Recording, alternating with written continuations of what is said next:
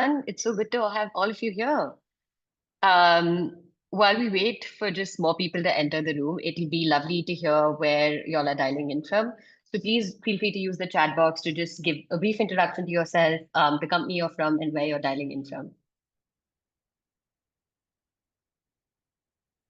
Okay, I think there's a few folks in.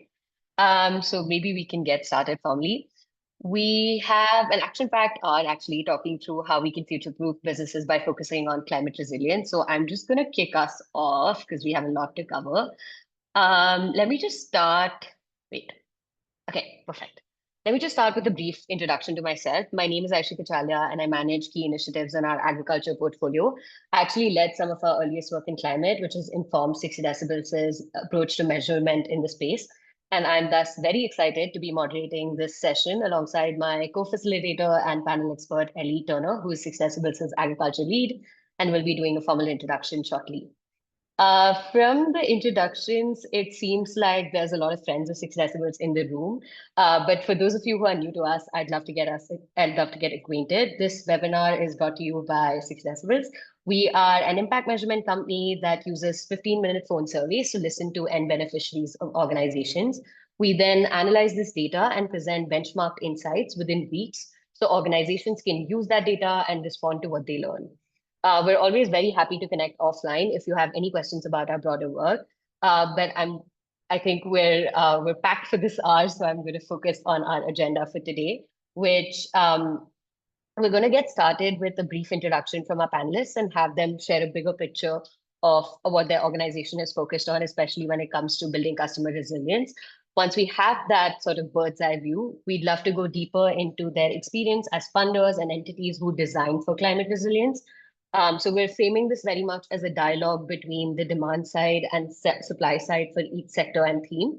My colleague Ellie will actually share a little bit of context on what 60 Decibels is hearing from companies who are designing for this resilience piece that Chiara from British International Investments will respond to, followed by, again, 60 Decibels will share what they're hearing from farmers as well as microloan users, which Osagie from Cropsafe and Sadiaa from BRAC will share a supply side perspective too.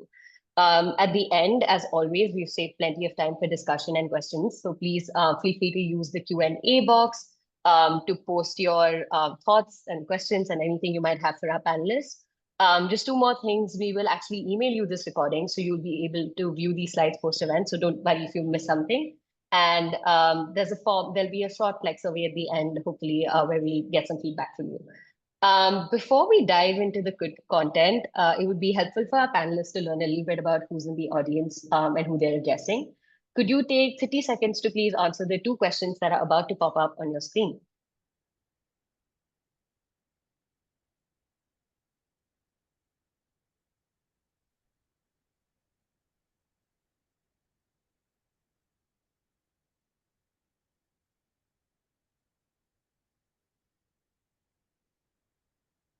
Amazing. And another quick one, just to understand the challenges you're currently facing as a business.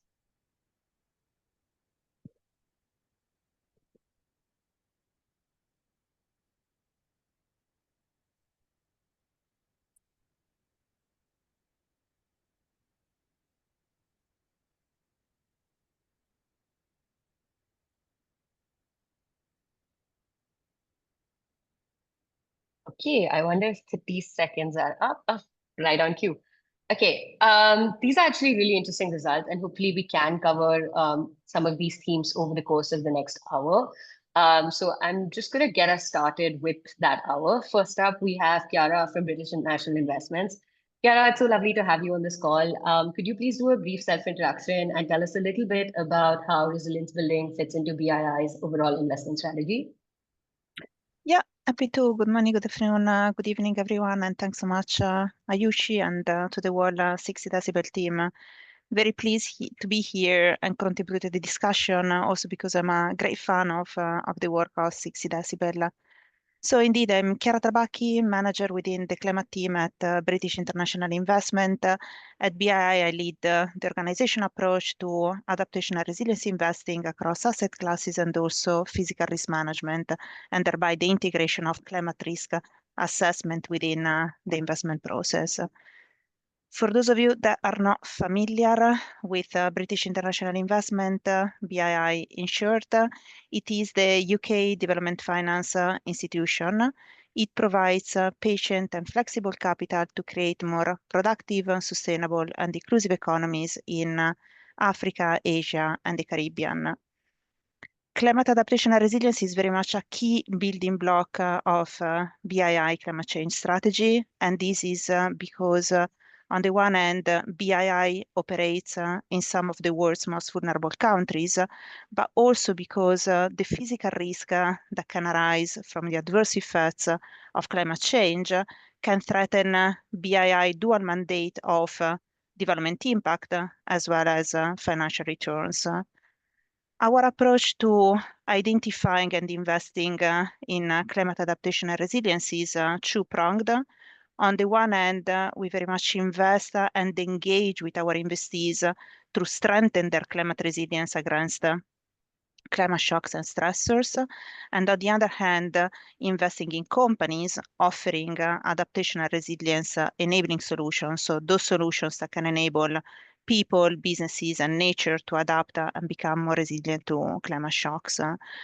To strengthen the resilience of our investees, and I can talk more about this later, we have integrated the identification, assessment, and management of physical risk within the investment process. And this very much allows us to identify the key climate vulnerabilities of our investees through the life of the investment, and particularly during the investment process, during the due diligence phase, and then work with our investees over the life of an investment to manage those risks. So to give you an example that is very tangible, so some years back we supported the implementation of a mangrove protection and rehabilitation program to protect one of our investees that was running a wind farm in Pakistan to manage the risk associated with sea level rise and coastal erosion.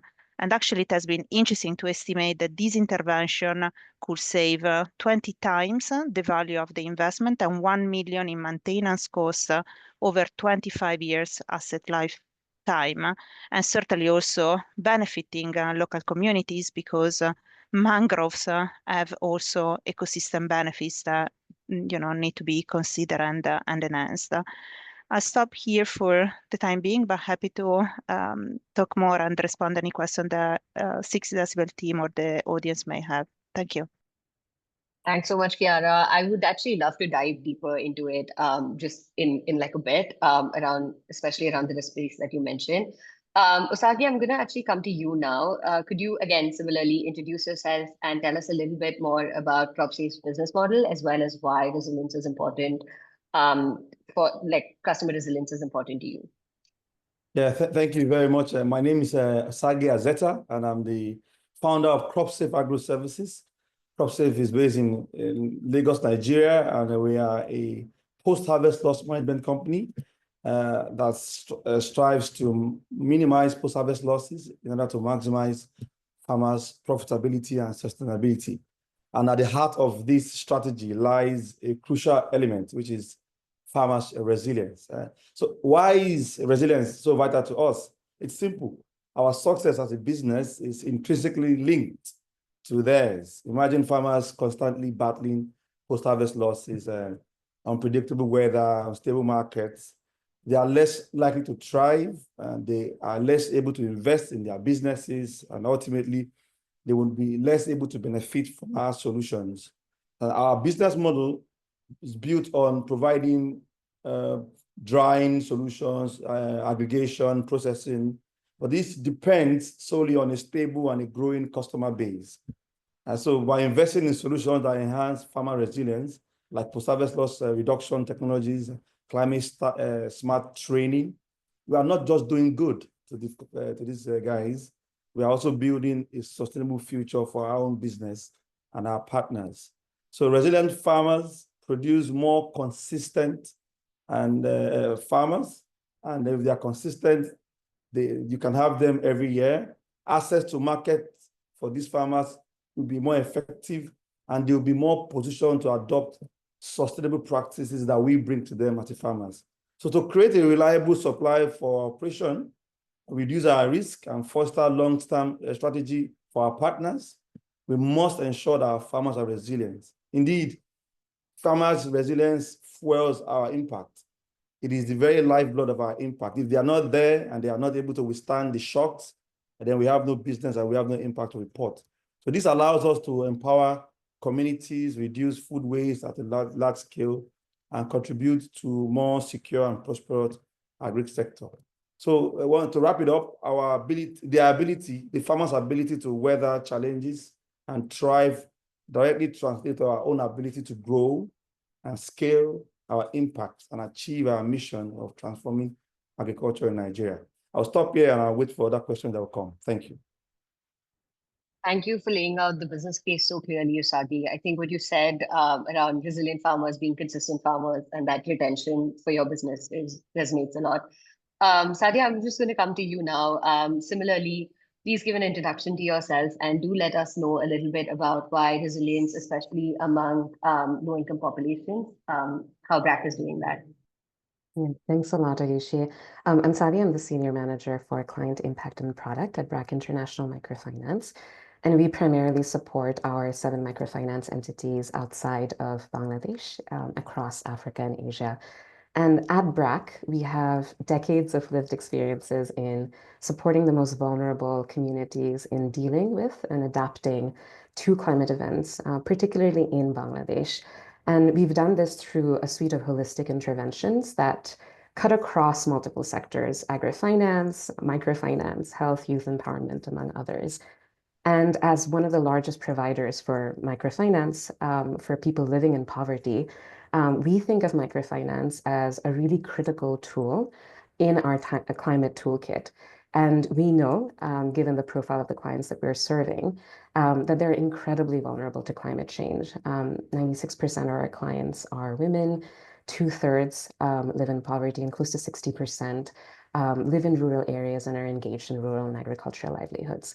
What we also know now, after doing 6 years of lean data services, that while access to credit alone is not enough, access to responsible financial services that are tailored to client needs can still have a measurable impact on resilience. And over the last few years, our team has been focusing on designing, testing, and scaling solutions for agrofinance for women smallholder farmers. And the core approach, or the ethos behind our approach, is to be consistently plugged into what our clients want, how they define and understand their own resilience, and what sort of tools and resources are they asking from us to grow and become more resilient. For example, we've been working with research and design partners in Tanzania to understand climate resilience enablers. And what we've been hearing from our clients is that they don't just want to diversify into different crops. They also want to diversify their sources of income into maybe starting up or building up non-farm businesses. But a lot of the times when we hear conversations about building the resilience of farmers, strategies can be very focused on what farmers need for farming specifically, and not necessarily how we can help them transition and diversify. And for our agrofinance loans, what we try to do is, yes, we design for farming seasons, for farming cycles, but we also trust in and honor the agency of the clients in terms of how they use the financing they receive from us, whether it's in covering labor costs or cost of input for farming, or whether they're investing in other livelihood purposes for non-farm businesses. And this flexibility really resonates with clients. So our role in the process, and this speaks to BRAC's origins as an organization from the Global South, is to really listen and go create solutions with local communities to make sure that they're layered, they're sustainable, and that they really respond to their needs. And this has been, or our partnership with 60 Decibels has been really valuable in this approach. And together with the 60 Decibels team, we're currently piloting a climate resilience survey, not just to help assess whether we're having impact, but also understand what we need to do more and do better for our clients. And we hope that this would be useful, not just for us, but also in future iterations for other microfinance actors and across the industry. Thank you.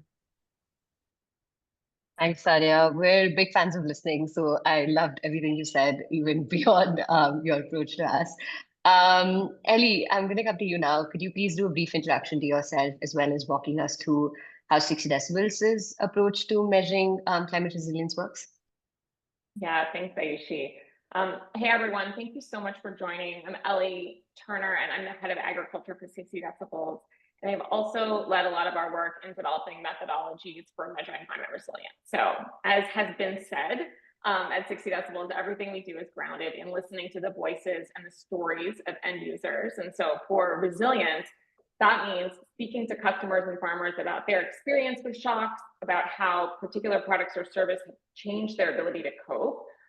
We ask respondents to think about a particular company, and if working with that company has changed how prepared they feel or changed their knowledge of how to adapt or better equip them financially to cope with an emergency. And the great thing about these perception-based metrics, in addition to capturing the farmer's own perspective, is that they can be used in any context, right? They are comparable across different contexts because they're just capturing these directional shifts in resilience. So over the past few years, we've observed our clients, who are mostly impact investors, evolving. So first, there was this big shift towards just measuring climate resilience, right? It started as kind of like a niche focused area, and now everyone we work with wants to measure impacts on climate resilience. But more recently, investors and companies are looking for that more granular data on exactly what their customers need. So what Sadiaa was just describing, in order to become more resilient. So it's no longer just about proving that they're having that positive impact, but it's becoming about protecting their customers so that they can protect their businesses. And so we've been co-creating methodologies and metrics around customer vulnerabilities. And our goal, as always, is to develop metrics that are broadly applicable so that companies don't have to be reinventing the wheel every time, and so that we can get that comparability across contexts. So we've been having various conversations around this theme with different partners, and we thought it would be really interesting to bring all of them together and to share what we're finding and include more stakeholders in this conversation. And so that's why we're here today. So I'm really excited to hear more from each of the panelists.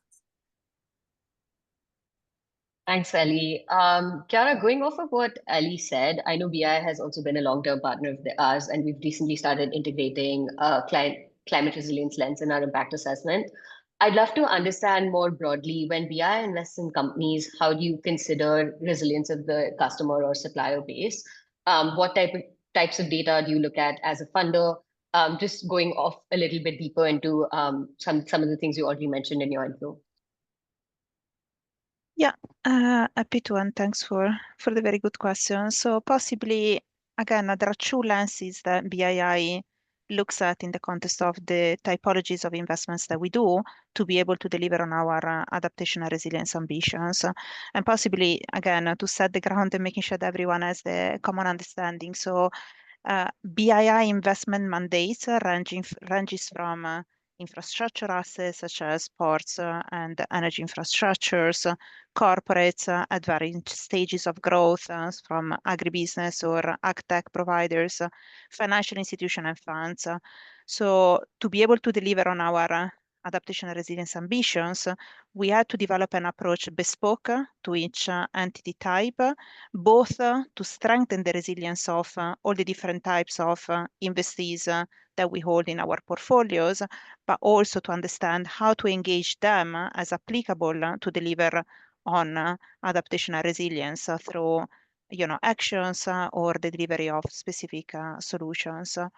So on the one hand, to ensure the resilience of our investees or prospect investees, we have integrated the identification, assessment, and management of physical risks in our overall investment and risk management framework. So what means this in practice? So this means that each and every investment is screened for its exposure and sensitivity to climate-related hazards, and if required, we undertake a deeper due diligence to understand and evaluate its climate vulnerability and identify what adaptation and resilience actions or physical solutions, structural solutions might be required. In the context of a corporate's value chain, again, to think through about the suppliers and the customer, which are very much core topics of today's discussion, is important to analyze, criticalities associated with dependencies on suppliers and our customers. So in this case, in the context of one practical investments that we have done in a dairy company, we engaged and actually provided technical assistance to this company to undertake a survey to better understand the adaptive capacity of the company's suppliers base. And this was a similar survey as the typologies of services 60 decibel undertakes, but very much focused on understanding the company's suppliers base, which were dairy farmers, understand how climate change was affecting them, due to the impacts of extreme heat and droughts on the productivity of livestock, and on the other hand, also identify how the company itself, as part of its business model, could have helped to strengthen the resilience as part of its core activities and engagement to ensure quality and quantity of supply on a continuous basis. And ultimately, the analysis proved very interesting to understand the range of adaptation actions that the company should have supported the farmers to adopt to address the key issues identified. And these range from silvopastoral approaches to provide shades to livestock, to changes in feeding practices, and so on and so forth. In other contexts, given the typologies of BII does, for instance, in the context of investment in companies providing adaptation and resilience enabling solutions from insurance through climate insurance, through different climate smart agricultural practices, technologies, and services. We also leverage 60 decibel capabilities to support the due diligence of the investment in question, to understand very much how much the offering of that company was driving and increasing and strengthening the resilience of the company's customers, but also understand areas of improvements. So ultimately, our investees are finding this survey-based approach particularly relevant to understand, on the one hand, how much their offering is improving the life, the income generation capability, and ultimately the strength against climate shock, so the adaptive capacity of their clients, but particularly how to best improve their offering to the farmers, which ultimately are their core clients or other typologies of customers. So long story short to say, ultimately, this type of survey-based approach that also Ellie was highlighting are particularly relevant to understand the depth of resilience. So the understanding the resilience of people, which is not easy to quantify, but also to identify areas of improvements, areas of engagement, both from our side, but also particularly from our investees that are key intermediaries for and key delivery channels for impact. Happy to answer any question that may arise later on. Thank you. Okay, Chiara, it was really good to understand sort of holistically how BII looks at climate resilience when it comes to due diligence, but also your separate technical assistance provided when required. I'm actually going to invite Ellie to just do some context setting since it's a perfect segue from ag before we go on to Osagie. So Ellie, over to you.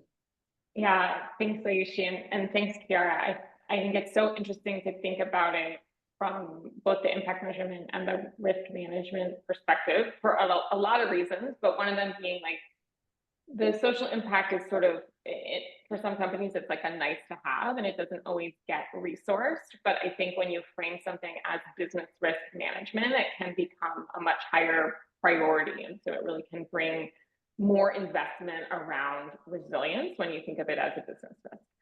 So thanks for sharing. I know our audience is super interested to hear the investor perspective. So climate resilience has become a priority for nearly every impact investor that 60 Decibels works with across all sectors, but it hasn't always been that way. Our work on climate resilience really originated in the agriculture sector, where vulnerabilities to climate change are, of course, the most obvious.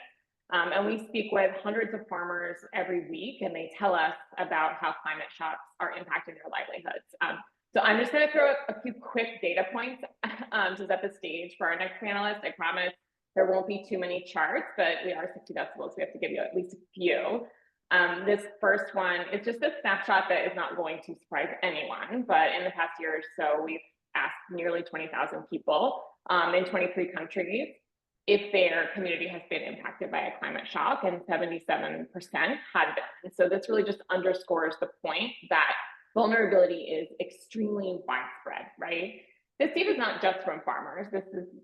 This is from a mix of 60 decibels partners, but we know that the farmers are the most vulnerable, right? So going to the next slide, most often we speak with farmers that are working with a particular company that probably has a strong social impact or a strong focus on social impact just by the nature of who we work with. But on some occasions, we get the opportunity to conduct a national survey and really capture the experience of like a typical farmer. And so here I've just pulled two national studies that we did last year. One is with 1,000 coffee growers in Uganda. That is the purple, and the other is with 700 cocoa growers in Peru. And these were sort of recruited randomly. They have no affiliation with any particular company. And the point here is really just to show you that the typical farmer does not have access to the services that build resilience. So you can see the numbers for insurance and for weather information are super low. Those are the most directly related to resilience, but even access to basic agricultural extension, this for non-ag folks out there, this is basic training on what to plant, when to plant for your given context, is extremely low. So farmers are missing the services that they need. And going to the next, we're on the next slide. We know that these services build resilience, right? So farmers who tell us that a company has increased their access to weather or to agricultural information are much more likely to report that their resilience has increased. And one finding that we've seen emerge across several different studies now is that companies that bundle multiple services together are going to have a greater impact. So here you see in the chart on the right, the dark yellow is farmers who receive just one service from a company, and this is a compilation of like 25 different studies that we did. So the dark yellow is just one service, and then the lighter yellow is people who've received more than one service from an agriculture company. And you can see that they are reporting much higher increases on all the perceived resilience dimensions. And so for farmers, this idea of bundled services it's not new at all, and it's extremely intuitive, right? If a company is going to address just one of the farmer's needs, right? Say they're selling them seeds, but the farmer either lacks the credit to buy the seeds, they lack training on how to use the seeds, or they lack market for their produce, that farmer is still extremely vulnerable, right? And they might not earn enough that season to continue being a customer for the company in the following season.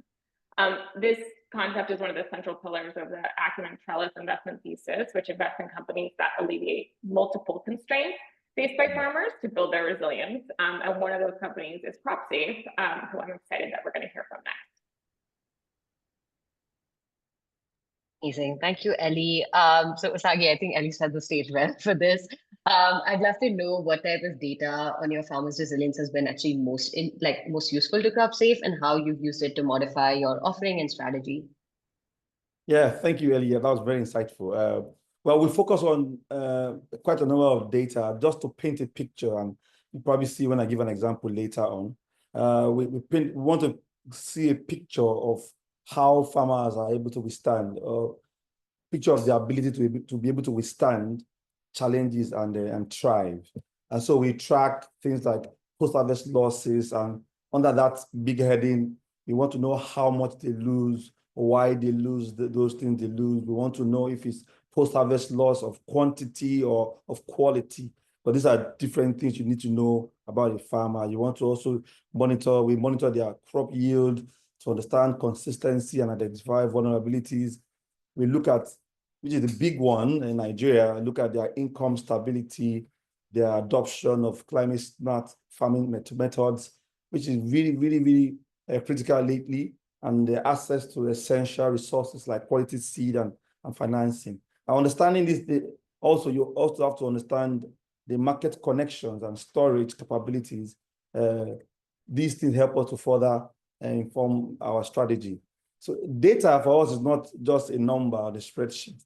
It's the key to tailoring our offerings to the specific needs of these farmers. So we analyze this post-harvest loss data, and we optimize and the placement and capacity of our drying hubs. Sometimes it depends. These data help us know where to put what, who is suffering more, who needs this service more than the other one. We also tailor training programs, and this come from data also that help guide our insight into the climate smart practices and adoption among these farmers. Now, understanding the market access challenge, which is big for our farmers, allow us to develop stronger linkage to reliable buyers. Let me give you an example. We find out that doing a one-size-fits-all solution will not work. Many of our farmers had issues with rejection of their commodities, the share, not share butter value chain. And we were able to find out that slow drying, because of climate change effects, affect the quality of the nuts. And so we had to bring some technology that we have to bring in mechanical drying and solar thermal drying that speed up the drying from 2 weeks to 10 hours. And so that gap helps the quality and helps the market linkage. So in general, as we get this data, we're able to tailor it to pinpoint specific needs for each farmer and then bring it to bear, helping us to deliver focused training and climate resilient practices for these farmers. And this has helped so far with our farmers. Hope to learn more or to give more insight as the question comes. Thank you. Thank you so much, Haque. That was actually really interesting to hear, especially the last part on reducing time when it comes to a processing unit. I'm actually going to transition into microfinance right now. Ellie, I'm going to give you a few minutes again to just speak a little bit about the demand side perspective of this before we go to Sadiaa. Awesome, thank you, and thanks, Osagie. If anybody out there is a subscriber to 60 Decibels Signal, our impact intelligence platform, you will have seen Cropsafe featured as a top performing company because they are outperforming nearly every impact benchmark that we have. I did not put the results up here, but their charts are really, really off the charts. So keep up the good work. As I mentioned earlier, the focus on resilience has grown beyond agriculture to nearly every sector that 60 Decibels works in. So we're now measuring resilience impacts of solutions from off-grid energy to internet connections to emergency medical care and, of course, microfinance. For those of you who don't already know this, one of 60 Decibels' biggest initiatives is our microfinance index, where we speak to directly to more than 30,000 microfinance clients every year all over the world. And increasingly, we've started incorporating resilience metrics into this index because of the interest in the sector. So I'm just going to flash a couple more charts at you as we pivot this conversation to financial services. The first one here is what I showed you before, except this time it's just for microfinance borrowers. So you'll see that the experience with shocks is lower than when we had farmers included, because the population surveyed here can be urban or they have more diverse livelihoods, but still 1/3 of them have been impacted by a climate shock.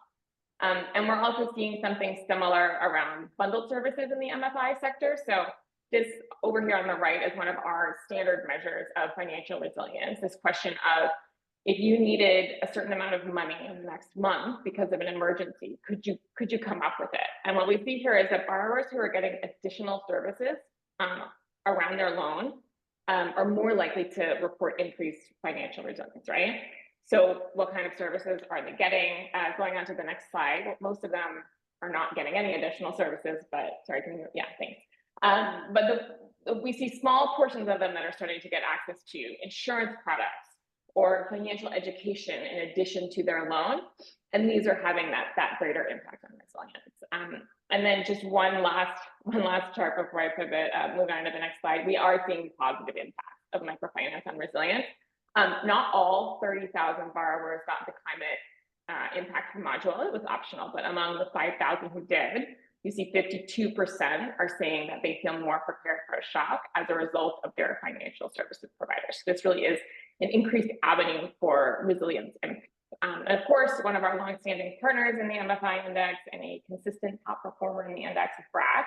As Sadiaa mentioned, BRAC has also been a top partner for us in how we measure the vulnerability of borrowers so that they can design products that are really addressing those risks. So excited to hear from Sadiaa next. Thanks, Ellie. Sadiaa, moving on to you. I think just for lenders, risk assessment is a key part of the business, right? Because it, of course, ensures that loans will get repaid. But there is a trade-off between serving the most vulnerable populations and having a resilient business model. And this is actually a question that's come up before the conversation as well. So we'd love for you to shed a little bit light on how companies can do both of those things.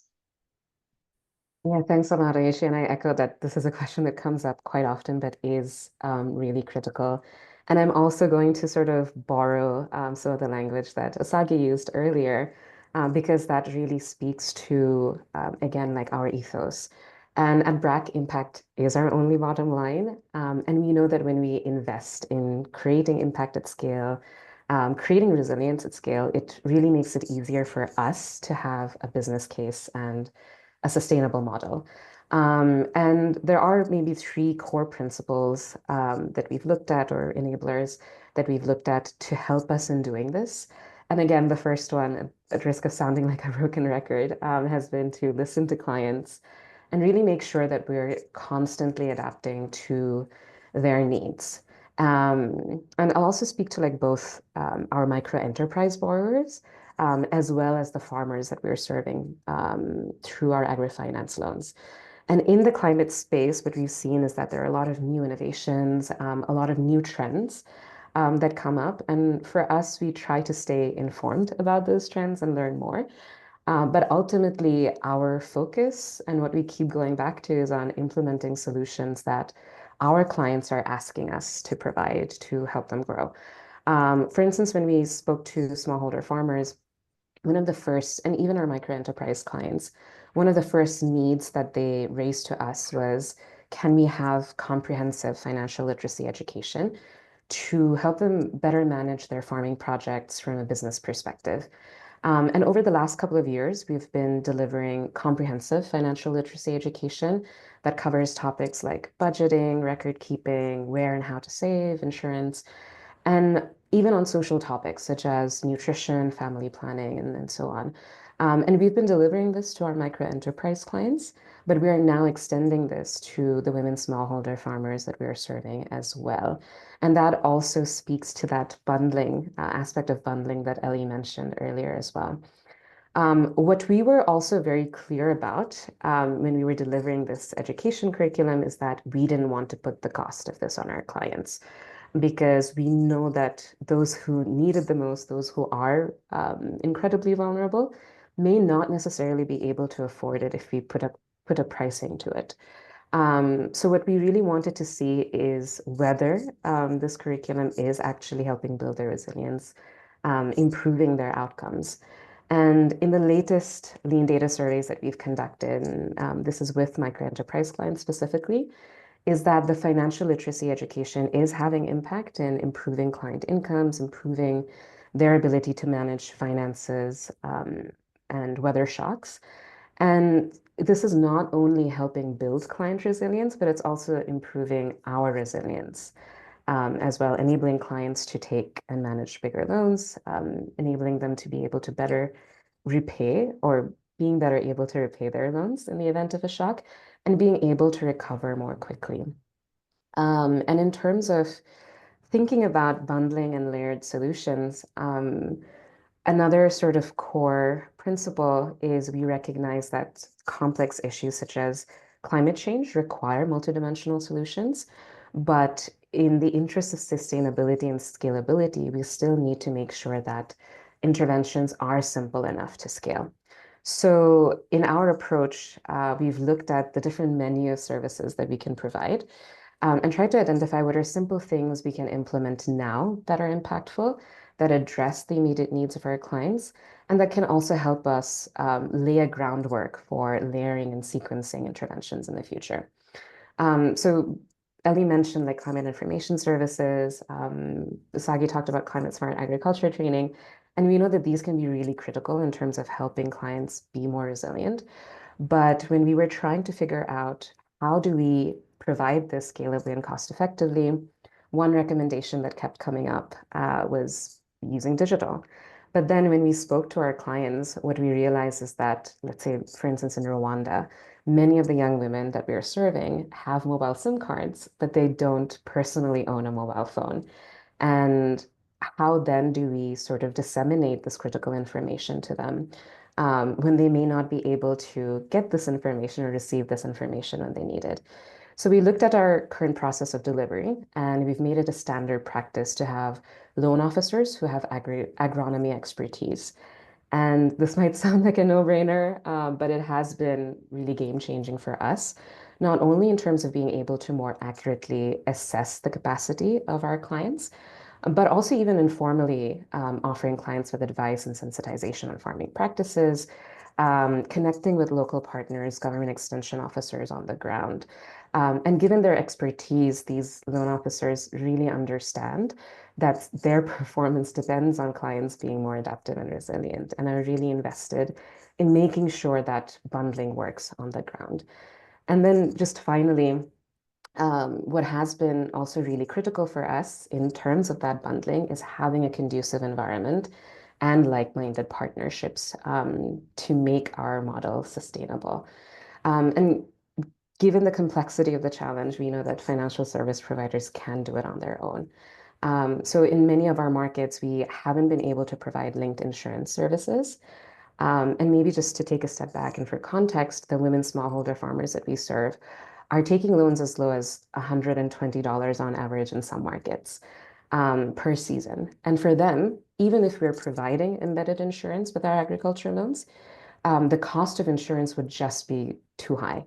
But in Uganda, because of the Agro Consortium, a public-private sector partnership, we've been able to, where the insurance premiums are significantly subsidized, we've been able to actually add insurance as we scale agrofinance.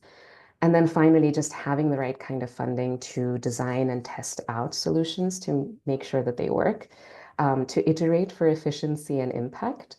And that's really where investors come in. So a lot of the work that we've done, like the financial literacy education, was funded through MasterCard Foundation. FMO had supported us in West Africa in designing and developing our agriculture loans.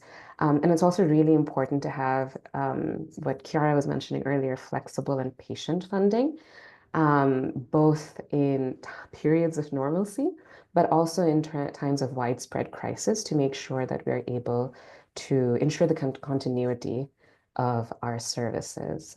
Thank you very much. Thank you so much, Sadiaa. I think that was very comprehensive, and I love learning, especially the role of partnerships on the whole piece. It's been really fascinating to actually go through this discussion live. I know I've talked to individually each of you about this before, but I've learned so much. So thank you so much for that. We have actually a lot of questions in the chat, but they also came in before the registration process. So I'm going to do my best to go through all of them.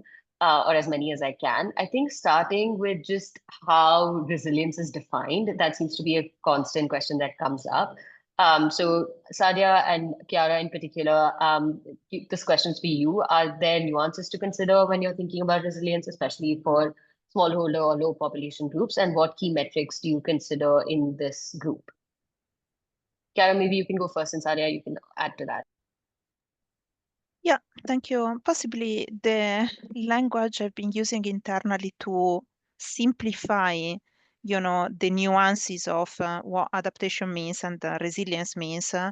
I explained that ultimately it refers to the set of solutions, actions that very much enable to prevent the impacts from climate shocks, respond to those when they are occurring, and also recovering from those.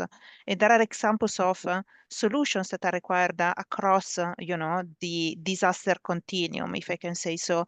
But ultimately, it's important to consider resilience holistically and the intersections with adaptation to very much prevent as much as possible, prepare as much as possible to climate risks and climate impacts, and ultimately also develop the capacity to respond and recover from those issues if and when they arise. Because as we know, climate science is uncertain, and we need to develop approaches that are dynamic in the response and capable of sustaining different levels of risks.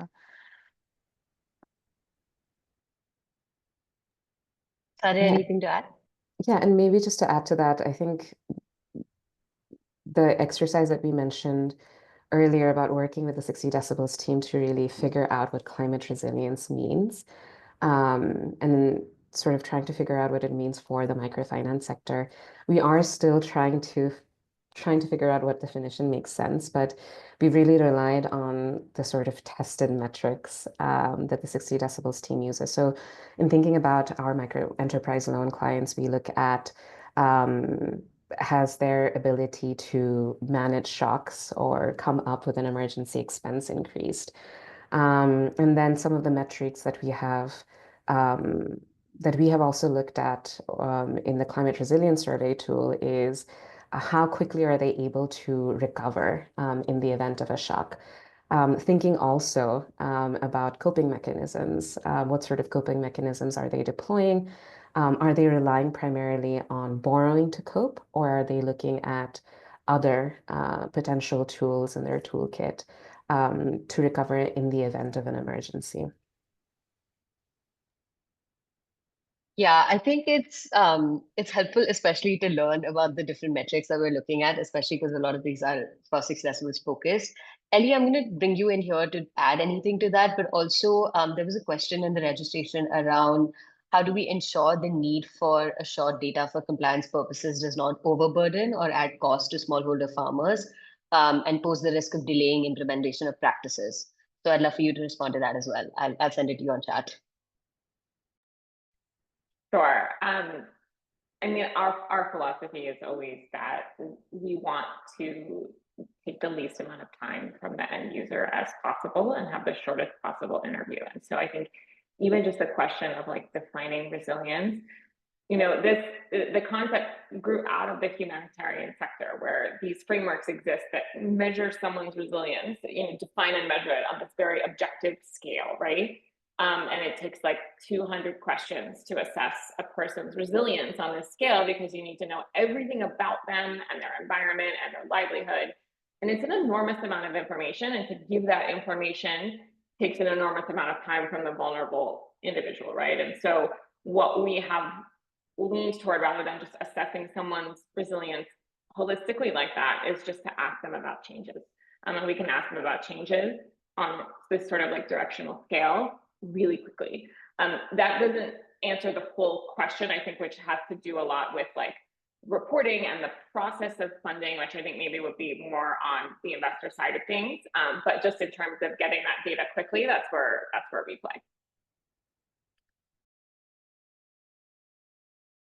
And Aayushi, if you allow me to complement, because I really like the way Sadiaa and Ellie frame it as well.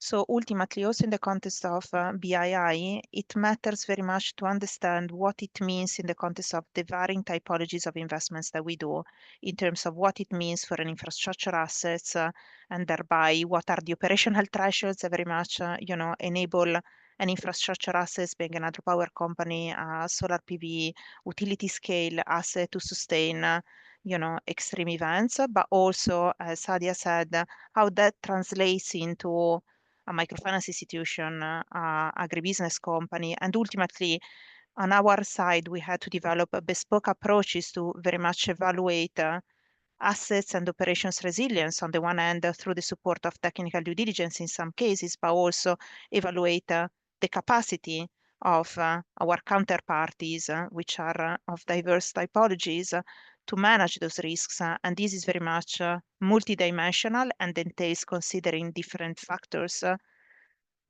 indeed to evaluate if and how an investee is going to be capable to respond to shocks and recover from those as well. And also how we as an institution, as an investor, can support them to this end through technical assistance, internal technical advisory, but also, capital solutions. Yeah, and maybe just to also jump in here and give the provider perspective as well. Like when we first started our impact measurement and management journey, we were trying to think about what are tools that we can use that will not only help us demonstrate our impact, but more critically help us get the insights that we need in a timely manner to be able to actually serve our clients better. And that's that's where we've really found this partnership with the Decibels to be so valuable. And we've really moved away from thinking about like RCTs, like rigorous impact evaluations, because for us, it's not, yes, like we understand the sort of burdens of compliance, but we've also tried to sort of push back to our investors and say, this is an approach and this is a tool that works. This helps us sort of get insights in a manner that's really quick and agile to actually be able to make the changes that you would also like to see and that you would also like to invest in. So yeah, just wanted to say like we are big fans of the approach. And yes, it can be complicated, but we need to sort of have that balance between having something that's complicated and rigorous and thinking about like what can we do now? How can we get information quickly to get services and the right fit services to clients more quickly? Thanks so much, Sadiaa. I'm actually going to come back to you in just a minute around the requirements of the DFIs and how you're pushing back, because that's something that came up in the chat as well. But Osagie, I'd love to come to you for now so there's one question, there's a lot of questions on the return of investment when it comes to resilience, because it is a costly business as the general gist of things. And I think the bigger question here is how do you make sure that it's commercially viable and sustainable, given that climate resilience or regen ag is comparatively a costly business model? Well, I think it's tough. I had to seek for impact investors to help my journey. I think it might be really difficult to start with maybe the commercial lenders if you don't have a lender or a partner that is that has impact at the DNA of his philosophy. Then it will be difficult a bit. But then to break even, I think you need to the business needs to adopt this resilient mindset from the very beginning. You have to create products and ideologies right from the beginning. Your business is pivoted towards that, and it becomes your innovation. And once it becomes your innovation, then you factor in the challenges and the cost, and then, like they say in impact investing, the double bottom line, where you ensure that you break even. It might take a while, not like the normal business, but you will surely be able to meet that goal very soon. But there's one thing I need to say here. I've seen a lot of questions about what is resilience. These are how we define it: the ability to withstand challenges and thrive. Now, immediately you get to that thrive part, and farmers start thriving, you also start thriving, and the business is sustainable. And that is where the partner, the investor also can reap their benefits in their business. Thank you. Thanks, Osagie. I think that's like putting it in your DNA from the very start, and the right investors to approach is definitely something that people like. I think the audience will take away from. Sadiaa, I think this might be a question both you and Osagie can answer, which is around how do you manage the increased requirements for measuring resilience from investors, DFIs, etc., versus resource availability of early/growth stage companies in emerging markets? And Chiara, maybe you can chime in after just to provide a funder's perspective on this. Yeah. Thanks, Aayushi. And I'm going to echo what Osagie just said about having like-minded, mission-aligned investors. And we are fortunate to have investors who are happy to meet us, who really understand our model, who really understand that we're not working towards compliance, we're working towards impact. And we've been able to sort of, instead of that focus on compliance, we've been really relying on the 60 Decibels microfinance index surveys to demonstrate the sort of resilience that we've been having. And because of that understanding, we've been able to sort of continue to have a hyper focus on impact over compliance. And in a lot of situations, we also rely on our investors, like if there are critical compliance areas that we think are really important for us to work towards. They've also been very supportive in giving us the funding or the boost to help us address those compliance areas.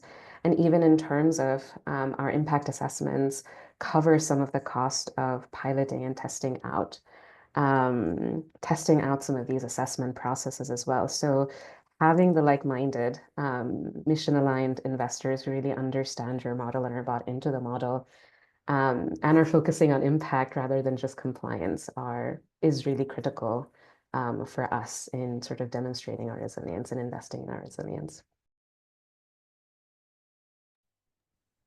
Thank you. Okay. Possibly to complement very quickly, I fully agree with the other panelists. At the end, is very much staying focused on impact, and for an investor like BI, also the value add that we can generate by bridging the evidence gap on what it means to be resilient, what is required, what works, what doesn't, bringing the lessons learned very much to the market. And possibly to complement, when it comes to impact measurement, ultimately our approach is always proportionate, aims to focus on those key metrics that are relevant to the businesses in which we invest into, such that to change the mindset from reporting burden to very much the gathering of those data points that are integral to further development and the success of a business. And these apply similarly to the work that Succeed by Citadel does, right?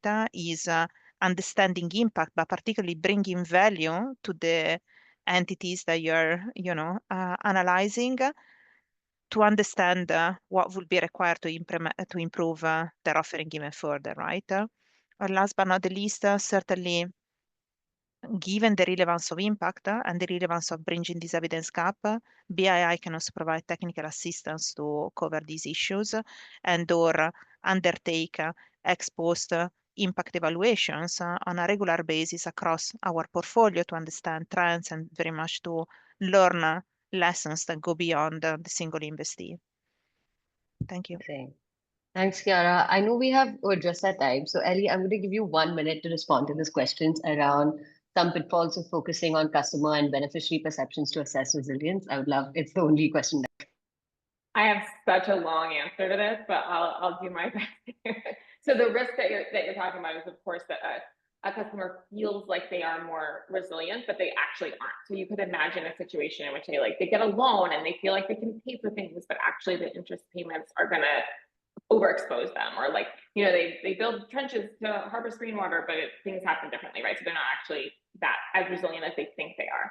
So 2 things. One is we also do surveys about realized resilience. So that is, after the shock occurs, tell us how you fared and tell us about how the product contributed to it.